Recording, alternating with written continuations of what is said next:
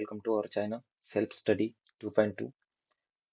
इस चैनल पर हम एक नई सीरीज आज से शुरू करने वाले हैं, जिसमें हम जो करंट अफेयर है, हमारा जो करंट अफेयर का पोर्शन है, जनवरी से लेके लगभग यानी जनवरी जनवरी 2023 से लेके अभी तक का जो भी मैगजीन का करंट अफेयर रहेगा वो सब हम इसमें कवर करने वाले हैं। यानी कि जो जनवरी का करंट अफेयर है उसमें दिसंबर दिसंबर 2022 का जो मंथ में जो भी करंट अफेयर से रिलेटेड जो भी घड़ामुड़ी होंगी वो सभी इसमें कवर हो जाएगी। देखिए, कोई कोई भी मैगजीन हम इसके लिए यूज कर सकते हैं। मंथली मैगजीन जो रहती है किसी भी इंस्टीट्यूशन की, सभी इंस्टीट्यूशन की अच्छी है, पर फिलहाल के लिए हम जो विजन आईएएस की जो मैगजीन है उसको कवर करेंगे, उसमें से देखेंगे जो भी हमारे लिए इम्पोर्टेंट है। ये जो करंट अफेयर की सीरीज है, ये आपको सभी आपके जो एग्जाम है जैसे कि UPSC, NDA, CDS, then SSC and other जो भी स्टेट स्टेट की जो स्टेट की जो एग्जाम रहती है, स्टेट पीसीएस, इन सभी के लिए ये क्या है, सभी के लिए सीरीज आपके लिए इम्पोर्टेंट होने वाली है। तो आप सभी को क्या करना है, इसको अच्छे से पढ़ना है और ये ध्यान में रखना है कि ये सभी एग्जाम के लिए आपको जिस भी एग्जाम में करंट अफेयर का पोर्शन आएगा, करंट अफेयर का, इस सभी एग्जाम में ये सभी एग्जाम के लिए आपको काम में आएगी। देखिए, जो कंटेंट है, जो टेबल ऑफ कंटेंट दिया हुआ है विजन आईएएस के ये इस सीरीज में, तो फर्स्टली तो हम जो पैटर्न दिया हुआ है, जैसे कि यहाँ पे पॉलिटी एंड गवर्नेंस है, देन उसके बाद इंटरनेशनल रिलेशन है, देन उसके बाद इकोनॉमी है, देन उसके बाद जो हमारा सिक्योरिटी का पोर्शन है, इन्वायरमेंट है, हम वन बाय वन उसी को कवर करेंगे और आपको उसी उसी की जो भी हमारा पोर्शन हो जाएगा उसको आपको पढ़ना है। आज मैं प्रयास करूंगा कि थोड़ा सा कम ही, 1-1.5 घंटे में ही हमारा बहुत सारा हिस्सा पढ़ाना हो जाए। तो ज्यादा डिटेल में तो नहीं जा सकते, पर जब भी हमारा पढ़ाना हो जाए आप उसको रिफर कर सकते हैं। आप इस मंथली मैगजीन को रिफर कर सकते हैं, क्योंकि अभी तो 12 मंथ कंटिन्यूसली हमको इस साल के करने हैं, तो थोड़ा सा फास्ट भी जाना पड़ेगा। खूब ज्यादा स्लो चल के हुए हमें वो अफोर्डेबल नहीं हो सकता। और देखिए, एग्जाम भी काफी नजदीक आ गए हैं, तो उसके हिसाब से, और मेरे पास भी इतना वक्त नहीं रहता कि मैं ज्यादा डिटेल में बनाऊं, बट हाँ, मुझसे जितना भी प्रयास हो जाएगा मैं उतना आपके लिए करूंगा। बट आपको क्या करना है, अगर आप चाहे तो इसको सब्सक्राइब कर सकते हैं अपने फ्रेंड को, इसको लाइक भी कर सकते हैं। अगर आपको मेरा ये इनिशिएटिव, हमारे टीम का अगर ये इनिशिएटिव आपको पसंद आ गया हो तो, और इसको शेयर भी कर सकते हैं। देखिए, पहला जो हमारा पॉलिटी एंड गवर्नेंस का जो करंट अफेयर न्यूज में था दिसंबर 2022 में, उसमें क्या था, सेपरेशन ऑफ पावर। अभी ये जो सेपरेशन ऑफ पावर है, ये क्या है और ये आखिर न्यूज में आया क्यों। पहले तो समझेंगे कि न्यूज में आया क्यों। न्यूज में आने की ये बात है कि recently demand of the executive representation in the collegium system started debate over the doctrine of separation of power in constitution setup।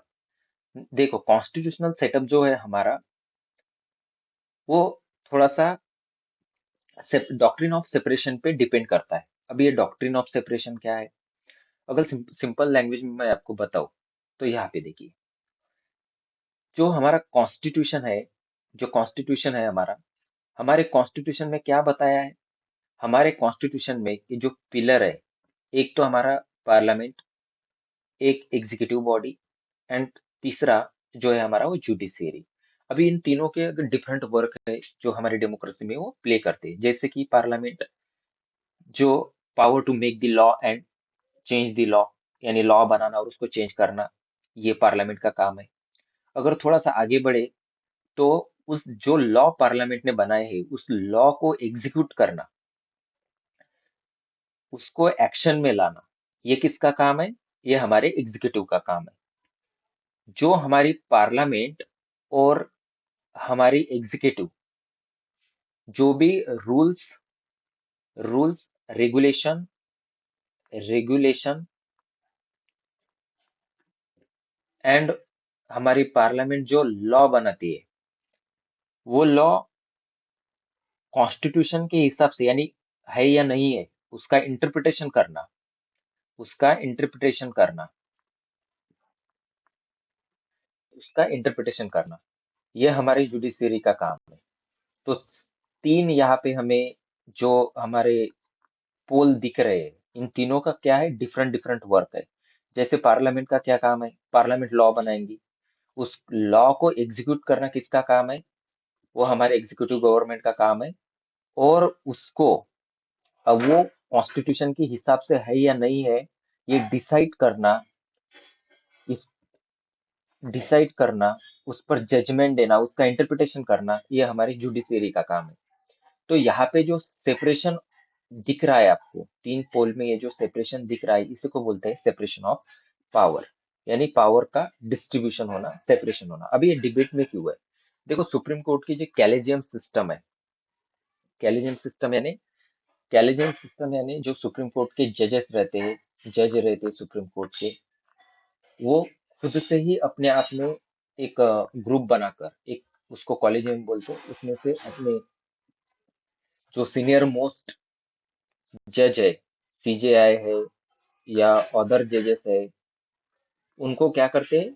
उनको उनका चयन करते हैं, यानी उनकी नियुक्ति करे, नॉमिनेट करते हैं उनको, और वो आगे बढ़ते हैं। तो इसी वजह से जो एग्जीक्यूटिव रिप्रेजेंटेशन है, उन्होंने डिमांड की है कि कॉलेजियम सिस्टम में क्या होना चाहिए। कॉलेजियम सिस्टम अभी उस पर डिबेट चालू है कि वो डॉक्ट्रिन ऑफ सेपरेशन का क्या कर रही है, कॉन्स्टिट्यूशन सेटअप जो है हमारा, उस पर डिबेट चालू है, यानी एग्जीक्यूटिव रिप्रेजेंटेशन में। तो इसी की वजह से न्यूज में आया हुआ है। देखो, और क्या रिलेशन, यानी और क्या अदर न्यूज है कि जिसकी वजह से ये न्यूज में आया है। Ministry of law and justice in his letter has suggested that union government representative he be included in the Supreme Court Collegium and state government representative in the high court collegium. देखो, जो supreme court का collegium है और high court का collegium है, इनमें difference क्या है? देखो, अगर सिंपल से समझे तो सुप्रीम कोर्ट का जो कॉलेजियम है, तो जो ministry of law and justice है, इसका ऐसा कहना है, इसने सजेस्ट किया है, क्या सजेस्ट किया है? कि यूनियन गवर्नमेंट के जो रिप्रेजेंटेटिव है वो सुप्रीम कोर्ट के कॉलेजियम में हो, और स्टेट गवर्नमेंट के जो रिप्रेजेंटेटिव है वो हाई कोर्ट के हमारे कॉलेजियम में हो। हमारे वाइस प्रेसिडेंट ने भी ये बोला है कि vice president also stated that he did not subscribe to landmark Keshavananda Bharati judgment of 1973, which had propounded the basic structure, upheld judicial review, limited in the parliament's power under the Article 368, amend the constitution। देखो, 368 जो article है, ये क्या बताता है कि अगर parliament को कॉन्स्टिट्यूशन में कुछ चेंजेस करने हैं, पार्लियामेंट को कॉन्स्टिट्यूशन में कुछ चेंजेस करने हैं, तो वो जो पावर है, वो इस आर्टिकल ने पार्लियामेंट को दी हुई है अमेंडमेंट करने की। और ये जो बेसिक स्ट्रक्चर थ्योरी है, अभी देखो कैसे कि जुडिशियल रिव्यू करने की भी जो पावर है सुप्रीम कोर्ट की, वो भी देखो बेसिक स्ट्रक्चर थ्योरी पे डिपेंड करती है। यानी कि हमारा जो केशवानंद भारती केस हुआ 1973 में, उसका ही फलित रूप है ये बेसिक स्ट्रक्चर ऑफ थ्योरी। अभी इसको ध्यान से पढ़ेंगे आगे जाकर। अभी फिलहाल आगे बढ़ते। Apex court, bench of delay in the appointment of the जजेस recommended by the collegium, stated the under the constitution law declared by the supreme court is binding on all। देखो, सुप्रीम कोर्ट ने तो यही बताया है कि जजेस का जो रिकमेंडेड होता है बाय द कॉलेजियम सिस्टम, वो अंडर द कॉन्स्टिट्यूशन, वो सब पर क्या है, बाइंडिंग ही है। तो इसका तो कोई डाउट नहीं है, ऐसा सुप्रीम कोर्ट ने बोला है। बट अगर हम देखने जाए, जैसे सेपरेशन ऑफ पावर को अगर हम देखने जाए, तो हमें क्या दिखता है? सिंपली कि कुछ बातें हैं जो हमें याद रखनी है, जैसे each of this institution can check the others. जो भी हमारे ये तीनों इंस्टीट्यूशन है, ये एक दूसरे की जो जो पावर है पावर है या वर्क है वर्क है, उसको क्या कर सकती है, चेक कर सकती है। उसको चेक कर सकती है तीनों इंस्टीट्यूशन। ऐसा मैकेनिज्म हमारे कॉन्स्टिट्यूशन में बनाया है। Although absolute and rigid separation of power does not exist in the Constitution, certain articles do not indicate towards separation of power. Towards separation of power.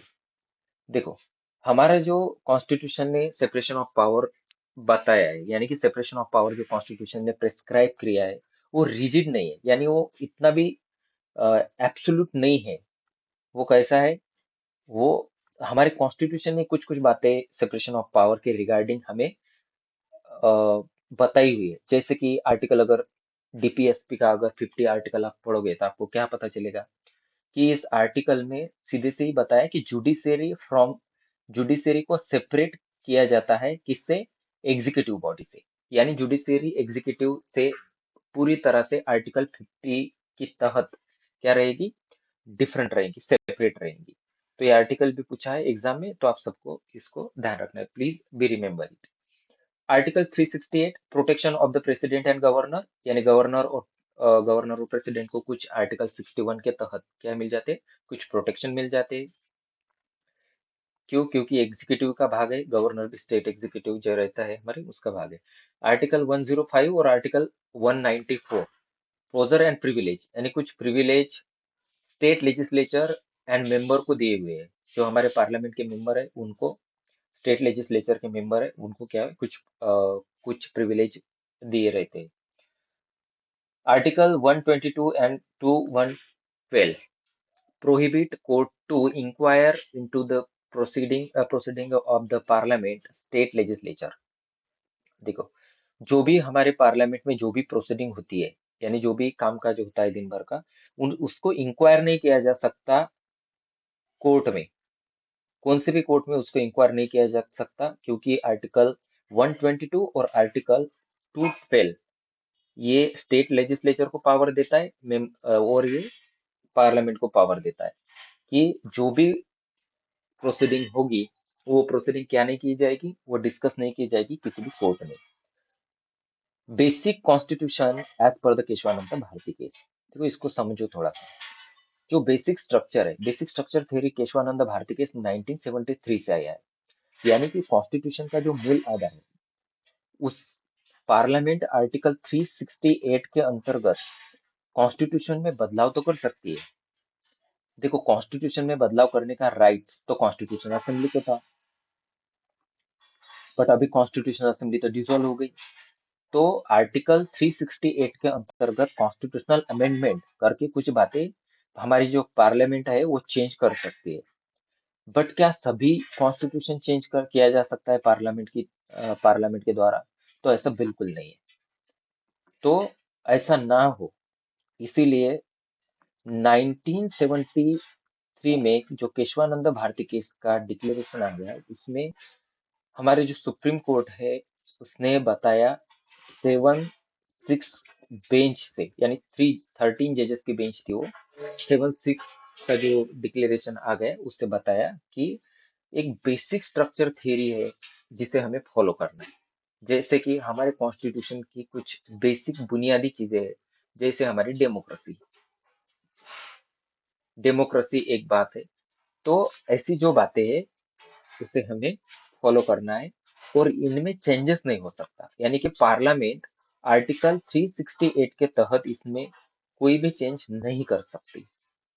Okay, ये तो यहाँ पे क्या हो जाता है, पार्लियामेंट की जो सीमाएं है, वो पार्लियामेंट का जो पावर है वो क्या हो जाता है, थोड़ा सा प्रोहिबिट हो जाता है, प्रोहिबिट हो जाता है। अगर पार्लियामेंट ने ऐसा किया तो जो हमारी सुप्रीम कोर्ट है वो आर्टिकल आर्टिकल 13 के अंतर्गत क्या करेंगी, उसको नल एंड वॉइड डिक्लेयर करेगी और वो एग्जीक्यूट नहीं हो सकता। वो जो लॉ है वो नहीं रहेगा, वो बर्खास्त हो जाएगा। देखो आगे बढ़ते। Overlap of the power and responsibilities between the all three organ of the state manifested. देखो अगर ओवरलैप होता है तो तीनों के ऊपर थोड़ी थोड़ी रिस्पॉन्सिबिलिटी है। जैसे कि आर्टिकल, अगर पार्लियामेंट अगर पार्लियामेंट ऐसा कोई लॉ बनाता है जो आर्टिकल बेसिक स्ट्रक्चर का वायलेशन करे हो जाएगा उससे, तो आर्टिकल 3 के अंतर्गत जुडिशियल रिव्यू करके सुप्रीम कोर्ट उसको नल एंड वॉइड डिक्लेयर करेगा। अगर अगर पार्लियामेंट लॉ बनाकर कॉन्स्टिट्यूशनल, जो कि लॉ बनाकर अगर फंडामेंटल राइट्स का वायलेशन करती है, तो भी आर्टिकल 22 और 20, आर्टिकल 226 के अंतर्गत ये हाई कोर्ट के लिए रहता है, हाई कोर्ट के लिए और ये सुप्रीम कोर्ट के लिए।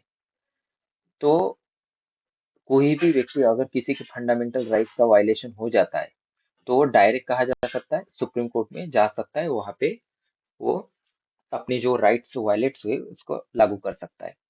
आर्टिकल 142 के अंतर्गत extraordinary power to the supreme court to be complete justice.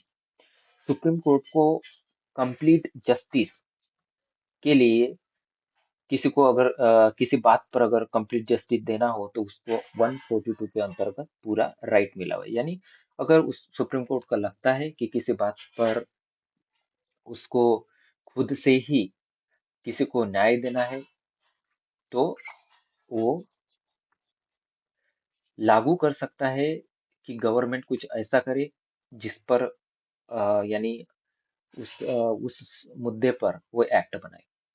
देखो अगर हिस्टोरिकल बैकग्राउंड हम सेपरेशन ऑफ पावर का देखने जाए तो एरिस्टोटल के वक्त, 4th सेंचुरी में हमें एरिस्टोटल ने बताया था कि 4 एजेंसीज होनी चाहिए, सॉरी 3 एजेंसीज होनी चाहिए। जैसे कि government as a general assembly होनी चाहिए, पब्लिक ऑफिशियल होनी चाहिए और जुडिशियरी होनी चाहिए। मॉडर्न इरा की अगर बात देखें तो हमें मॉन्टेस्क्यू को थोड़ा सा ऑब्जर्व करना चाहिए, जो एक फ्रेंच फिलोसोफर है, 18th सेंचुरी में होके गए हैं। तो उसने जो बुक लिखा, द स्पिरिट ऑफ लॉ, इसमें हमें सेपरेशन ऑफ पावर का जो बैकग्राउंड है हमें देखने को मिल जाता है। Importance of separation power in India. What are the importance in India separation of power? Protection of the citizens rights. अगर सिटीजन के राइट्स का अगर प्रोटेक्शन करना है तो सेपरेशन पावर इंपॉर्टेंट है। फॉर एग्जांपल, अगर किसी इंसान के अगर फंडामेंटल राइट वायलेट हो जाते तो क्या कर सकता है वो? आर्टिकल 32 और 226 के अंतर्गत, ये सुप्रीम कोर्ट के लिए, हाई कोर्ट के लिए, वो सीधे ही कहा जा सकता है, एक तो सुप्रीम कोर्ट में जा सकता है, हाई कोर्ट में जा सकता है, और उसका जो फाइनल इंटरप्रिटेशन है कि वो जुडिशियल रिव्यू के अंतर्गत उसके जो वायलेट हुए वो राइट्स उसको मिल जाएंगे। क्योंकि हमारे कॉन्स्टिट्यूशन का फाइनल इंटरप्रिटेशन तो सुप्रीम कोर्ट ही करता है। तो उससे क्या होता है कि जो हमारे राइट्स है और लिबर्टी है हमारी सिटीजन्स की, वो प्रोटेक्ट हो जाती है। राइट? ऐसे जैसे द नाइन्थ, फॉर एग्जाम्पल देखा जाए तो द नाइन्थ जज judicial bench of the supreme court in K.S. Puttaswamy versus Union of India case unanimously reaffirmed the right to privacy as a fundamental right under the Constitution of India. Constitution of India के अंतर्गत ये क्या है? Fundamental right to privacy को declare किया गया था, जो आर्टिकल 21 के अंतर्गत आता है। तो ये भी याद रखना है आपको, ये इसका दायरा जो है बहुत बड़ा है। प्रिवेंट एब्यूज पावर, कोई अपने पावर का गलत इस्तेमाल ना करे, ये भी प्रिवेंट हो जाता है। इंश्योर जुडिशियल इंडिपेंडेंस, जो जुडिशियरी है इंडिपेंडेंस वर्क करे, ये भी इंश्योर हो जाता है सेपरेशन ऑफ पावर से। क्योंकि जुडिशियरी के वर्क में कोई अभी इंटरफेयर नहीं कर रहा है, जुडिशरी स्ट्रेंथन है, जुडिशियरी के पास पावर है, इंडिपेंडेंस जुडिशियरी वर्क करेगी तो सभी को अच्छे से न्याय मिलेगा। Functional specialization, it creates the functional specialization among different institutions, ensuring efficiency in the government. अगर गवर्नमेंट की इफिशियंसी हमको अकाउंटेबल करना है तो हमें इंश्योर इंश्योर हो जाएगा। अगर इफिशियंसी इंश्योर करना है तो डिफरेंट होनी चाहिए, create a different functional specialisation. ये minimise conflict among the government institution. जो हमारी तीनों इंस्टीट्यूशन है, ये सेपरेशन ऑफ पावर की वजह से क्या हो जाता है, ये हमारे तीनों ही जो इंस्टीट्यूशन है उनमें, हमारी जो तीनों इंस्टीट्यूशन है उनमें क्या हो जाता है, जो कॉन्फ्लिक्ट होना चाहिए वो मिनिमाइज हो जाता है power of separation of power की वजह से, क्योंकि कॉन्स्टिट्यूशन ने ही कुछ बाउंड्रियाज बना दी है हमारे हर एक इंस्टीट्यूशन की, तो उसकी वजह से मिनिमाइज हो जाता है। Issue in the separation of power in India, तो इंडिया में क्या है, deadlock between the executive and judiciary. देखो जुडिशियरी एंड एग्जीक्यूटिव में कुछ बातें फिक्स नहीं बैठती, कुछ इश्यूज हो जाते हैं, डेडलॉक हो जाते हैं, यानी कुछ बातें खटक जाती है एक दूसरे से। वो क्या है, the appointment of the chief justice of India and जजेस of the apex court in is governed by the memorandum of procedure which was issued in 1947 and update in 1999। जो हमारे चीफ जस्टिस ऑफ इंडिया इनकी जो appointment है वो एक procedure से होती है, मेमोरेंडम ऑफ प्रोसीजर उसकी एक प्रोसीजर है। तो उस प्रोसीजर से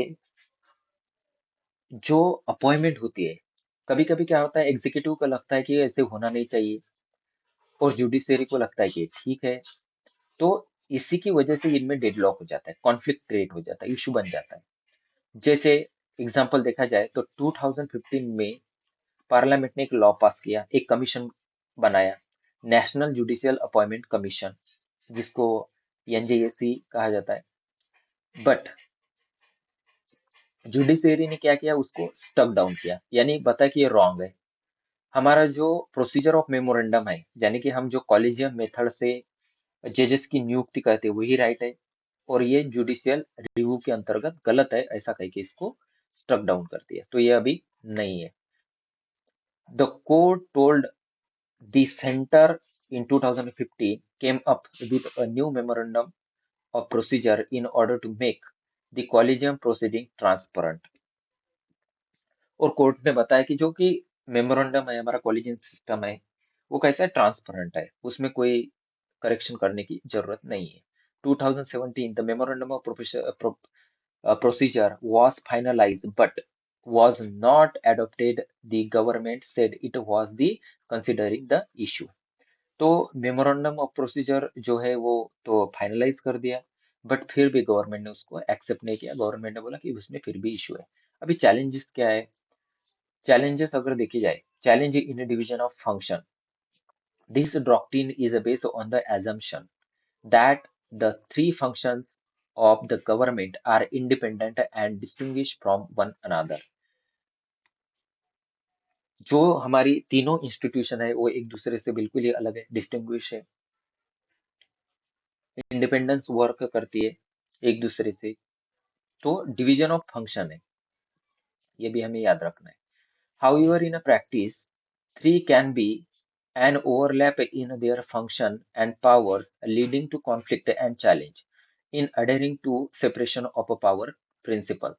देखो अभी ये तो सेपरेशन ऑफ पावर पर तो चल रहा है, बट कभी कभी क्या होता है, कोई अगर इंस्टीट्यूशन वर्क कर रहा है तो अपनी फंक्शन ओवरलैप कर जाता है, यानी दूसरे के जो पावर है उसमें भी कुछ अपना घुस जाता है या इंटरफेयर कर जाता है, तो इसकी वजह से प्रॉब्लम हो जाता है। जैसे कि एग्जांपल देखा जाए, if the legislature can only legislate can only legislate it may face difficulty in punish someone who commit a breach of its privilege। देखो अगर लेजिस्लेचर ये सोचे कि उसको ओनली लॉ ही बनाना है, लेजिस्लेचर का ही काम करना है उसको, तो ऐसा तो नहीं हो सकता। क्योंकि अगर किसी किसी ने डिफिकल्टी बनाई, यानी किसी ने प्रॉब्लम क्रिएट किया, अगर किसी को पनिश करना है कि जिसने किसी ने अपने प्रिविलेज जो मिले हैं उसको, अपने किसी एमपी को अगर प्रिविलेज मिले हैं और उसने उसका गलत इस्तेमाल किया, तो उसको पनिश करने का जो राइट है वो किसके पास है, वो पार्लियामेंट के पास है। तो अगर पार्लियामेंट के पास वो राइट्स है तो पार्लियामेंट क्या हो गई, क्वासी जुडिशियल फंक्शन निभा रही है अपना। इसका मतलब वो जुडिशियरी का जो पावर है उसको क्या कर रही है, ओवरलैप हो रहा है। तो ये एक प्रॉब्लम यहाँ पे दिखता है हमको। Lead to lead to encroachment of other organ. जो अदर ऑर्गन है, modern interpretation of the doctrine recognize incidental function by one organ without encroaching on essential function of another. However, there are risk of encroachment leading to power struggle, undermining the principle of the separation of power. देखो, way forward में क्या कहा जाता है वो देखेंगे थोड़ा सा। देखो, हमें क्या करना चाहिए, promote check and balance between the various institution. हमें एक तो चेक करना चाहिए और बैलेंस जो है वो कांस्टेंट रखना चाहिए। कांस्टेंट अगर हम बैलेंस रखेंगे तीनों हमारे इंस्टीट्यूशन में और उसको चेक करते रहेंगे तो क्या होगा, हमें इस बात को प्रमोट करनी चाहिए। हमें जैसे कि timeline in PLR project LTD versus Mahanadi coalfield private limited 2021 case, Supreme Court stated that recommendation by the collegium must be cleared by center within a 3 and 4 weeks avoid to deadlock। इस case में पता है कि ये deadlock जो है वो avoid करके जो अपनी रिकमेंडेशन है वो 3 से 4 वीक्स में गवर्नमेंट को बता देनी चाहिए। Promote constitutional supremacy. देखो, जो क्या करना चाहिए कि फोकस करना चाहिए कि हमें जो सामाजिक कल्याण है यानी सोशल वेलफेयर है, सोशल वेलफेयर को हमें प्रमोट करना चाहिए, उस पर फोकस होना चाहिए हमारा। और सिटीजन के वेलफेयर पे फोकस होना चाहिए। ठीक है, सोसाइटी यानी सिटीजन के वेलफेयर पर हमें फोकस होना चाहिए। ये सब बातें तो वे फॉरम ने ये है। देखो, लीगल सिस्टम जो है ना वो कभी कभी लोगों को पता नहीं रहता। यानी कि अगर हम देखें तो अफोर्डेबल एंड एक्सेसिबल जस्टिस, इसका बहुत ही बड़ा हमारे जीवन में महत्व है जो लोगों को पता नहीं होता। जैसे व्हाट इज इट, ये क्या है। इन अनीता केशवाहा वर्सेस पुष्पा सदन 2016, the Supreme Court held unambiguously that life induced physical as well as bundle of the life that also mean rights access of justice, right to access of justice। इस case में Anita Kushwaha versus Pushpa सदन 2016, इसमें क्या बताया supreme court ने कि जो life की हमारी डेफिनेशन है यानी लाइफ जो हम यूज करते हैं तो लाइफ में क्या आता है, सभी तरह के जो राइट्स है जैसे कि right to access of free justice भी उसी में आता है जो आर्टिकल 21 के अंतर्गत आ जाता है। तो देखो, right to right to free and accessible justice, ये भी एक इम्पोर्टेंट पॉइंट है, हम आगे देखें थोड़ा सा। बट यहाँ पे देखना चाहिए कि इंक्लूड्स 4 कंपोनेंट, इसमें 4 कंपोनेंट्स आते हैं। Effectiveness of the adjudicatory mechanism, उसकी इफेक्टिवनेस बढ़ जाएगी, इससे बढ़नी चाहिए। स्पीडी एडजुडिकेशन होना चाहिए, जो भी ट्रायल चल रही है वो स्पीड से होनी चाहिए। Reasonable accessibility in the terms of distances, ये भी होनी चाहिए। अफोर्डेबिलिटी ऑफ मैकेनिज्म होनी चाहिए। और what is need of it, इसकी क्या जरूरत है। Affordable legal representation. देखो, जो भी लीगल रिप्रेजेंटेशन है यानी जो लॉयर है, हमारे टॉप के लॉयर है, supreme court and higher court यानी हमारे हाई कोर्ट के, रिड्यूस अफोर्डेबिलिटी। देखो कैसा होता है, कभी कभी उनकी जो फीस रहती है वो बहुत महंगी रहती है, हम अफोर्ड नहीं कर सकते। एक जो कॉमन मिडल मैन है यानी मिडल इनकम मैन या फैमिली है उनको अफोर्ड नहीं कर सकती तो वो केस हार जाते हैं। तो ये भी हो जाता है। Addition to this court fees, जो कोर्ट फीस में nearly 25% above the court fees, इसको क्या करना चाहिए, एडिशन करना चाहिए कोर्ट फीस को 25%। देखो, अभी क्या है कि लैक ऑफ अवेयरनेस, हमारी पॉपुलेशन जो है, हमारे पूरे पॉपुलेशन की 80% जो जनता है, उनको तो ये भी नहीं पता कि फ्री लीगल एड हमारे यहाँ पे अवेलेबल है। ओनली 12 लाख सिटीजन ऐसे हैं जिनको पता है कि फ्री लीगल एड क्या होता है। जैसे कि मैं लॉ बैकग्राउंड से हूँ तो मुझे पता है। तो इसी तरह से फ्री लीगल एड है कि अगर हम कोर्ट में जाए, अगर हमारे पास पूरी फीस देने की हमारी कैपेसिटी नहीं है, हम कोई भी लीगल पर्सन अपॉइंट नहीं कर सकते, तो हम क्या कर सकते हैं? गवर्नमेंट हमको क्या प्रोवाइड करेगा? अच्छा सा लॉयर प्रोवाइड कर सकता है। तो ये फ्री लीगल एड, तो ये भी हमारा क्या, लाइफ के जो डेफिनेशन है आर्टिकल 21 के अंतर्गत ही आ जाता है। लो बजटरी एलोकेशन, देखो हमारा जो जीडीपी है, जीडीपी का जो हिस्सा है ना, जो हमारा गवर्नमेंट खर्च करता है, तो जुडिशरी के ऊपर मोस्टली 0.08% ही खर्च किया जाता है जीडीपी का। अगर 2021 एंड 2020 2011 एंड 2016 की अगर बात करें तो ये सब हमें यहाँ पे दिखाई जाता है। दूसरी क्या बात है, देखिए ऊपर कुछ ये बताइए, जुडिशियल प्रोनाउंसमेंट बताइए ऑफ सेपरेशन ऑफ पावर से रिगार्डिंग। इसके बारे में हम बाद में बात कर सकते हैं, बट यहाँ पे हम ये बता दूं कि केशवानंद भारती केस जो हमारा 1973 में हुआ था, ये काफी इंपॉर्टेंट है। इसी में से हमारा जो बेसिक स्ट्रक्चर ऑफ डॉक्ट्रिन है, हमारा बेसिक स्ट्रक्चर का कॉन्स्टिट्यूशन, ये हमारा बाहर बाहर निकल के आया है। तो हमें ध्यान रखना है कि बेसिक स्ट्रक्चर जो थियरी है वो हमारी कौन से इसमें आती है। What step can be taken, हमें क्या स्टेप लेने चाहिए? अगर वो तो standardise and regulate fees of the lawyer, lawyer की जो फीस है वो स्टैंडर्डलाइज यानी अच्छी करनी चाहिए, रेगुलेट करनी चाहिए, उस पर कुछ नियंत्रण लाना चाहिए। Establishing national judicial infrastructure corporation, एक कॉर्पोरेशन जो इस्टेब्लिश करना चाहिए, नेशनल जुडिशियल इंफ्रास्ट्रक्चर कॉर्पोरेशन, जो लॉ के जो या जुडिशियरी से रिलेटेड रिलेटेड जो भी इंफ्रास्ट्रक्चर है उसको अच्छे से प्रमोट करे, डेवलप करे। एडीआर, अभी क्या होता है कि एडीआर अल्टरनेटिव डिस्प्यूट रिजोल्यूशन, इसका भी बड़ा इंपॉर्टेंस है। जैसे कि दो पर्सन है, और दोनों आपस में झगड़ रहे हैं, और दोनों कोर्ट में जाएंगे, बाद में इनकी जो ट्रायल है केस की वो कोर्ट में चलेगी। बट अगर कोई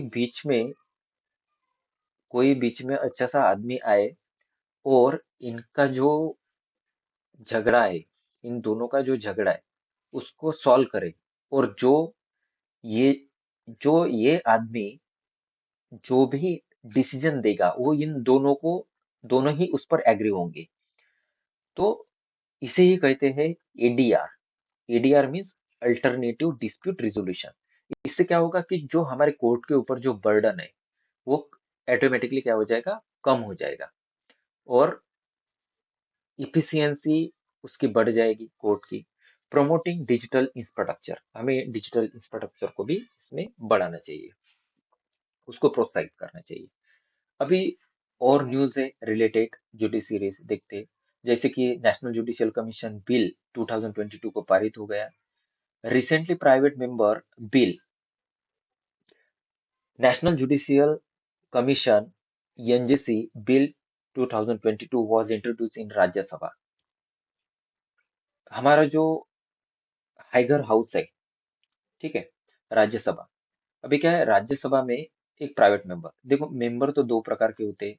अगर एमपीस की अगर बात करें हम, एमपीस की अगर बात करें तो दो प्रकार के हो जाते हैं। एमपीस यानी मिनिस्टर ऑफ, अभी मेंबर कोई कौन से मेंबर, अगर मिनिस्टर है तो मिनिस्टर को क्या बोलेंगे? मिनिस्टर अगर एक आधा कोई सा भी बिल अगर इंट्रोड्यूस करता है पार्लियामेंट में, तो इस बिल को जो मिनिस्टर के द्वारा पार्लियामेंट में प्रेजेंट किया गया है उसको उसको कहा जाएगा गवर्नमेंट का, यानी उसको कहा जाएगा पब्लिक बिल, पब्लिक।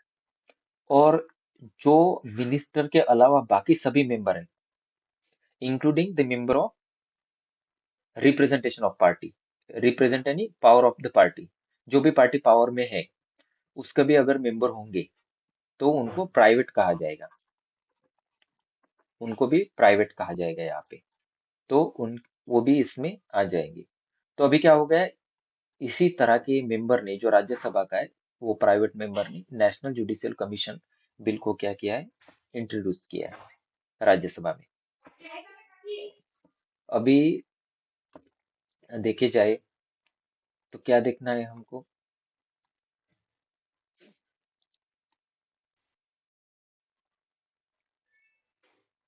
तो ये तो अभी करंट का इशू चल रहा है।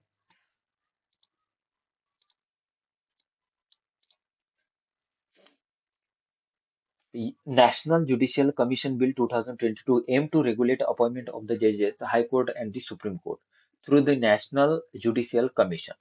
अभी नेशनल जुडिशियल कमीशन से क्या करना चाहते हैं, जो जो सुप्रीम कोर्ट और हाई कोर्ट के जो जजेस है, उनकी जो अपॉइंटमेंट होती है, वो अपॉइंटमेंट को रेगुलेट करना चाहते हैं। Bill seek to regulate the procedure for forward by the NGC. क्या करना चाहते हैं, for recommending person for the appointment. जो जिस मेंबर की अपॉइंटमेंट करनी है, उस मेंबर की रिकमेंडेशन कैसी होनी चाहिए, उस मेंबर की रिकमेंडेशन कैसी होनी चाहिए, ये भी देखे जाने वाला है। For their transfer laid down by the judicial standard and provide for the accountability of the judges, establish credible and expedient mechanism for investigation, for the representation of the address by parliament to president, a relation to proceeding for the removal of judges। तो जो standard है, जो भी अगर जज को transfer करना है या ले डाउन करना है कहीं पे, तो उसकी अकाउंटेबिलिटी होनी चाहिए जज की। Provide for the accountability, presentation presentation for the address by parliament to proceeding for the removal of जज। अगर जज को रिमूवल करना है और उसके लिए एड्रेस करना है पार्लियामेंट को, प्रेसिडेंट को, तो वो प्रेजेंटेशन, वो भी अभी न्यूज में रहा है। तो ये सभी बिल में कुछ तरतूद है। अभी तो ये बिल पास नहीं हुआ है, तो कुछ ज्यादा तो इस पे आएगा नहीं, बट फिर भी हमें थोड़ा सा ध्यान में रखना है। आशा करता हूँ आपको ये सेशन अच्छा लगा होगा। आप इसका डेफिनेटली फायदा करेंगे और अपने दोस्तों और इसको ज्यादा से ज्यादा शेयर कीजिए, लाइक कीजिए। अगली अगले एपिसोड में हम आगे का देखेंगे, जो मुद्दा है हमारा federalism, unique status of the Delhi, यानी वो हमारा अगला टॉपिक होगा।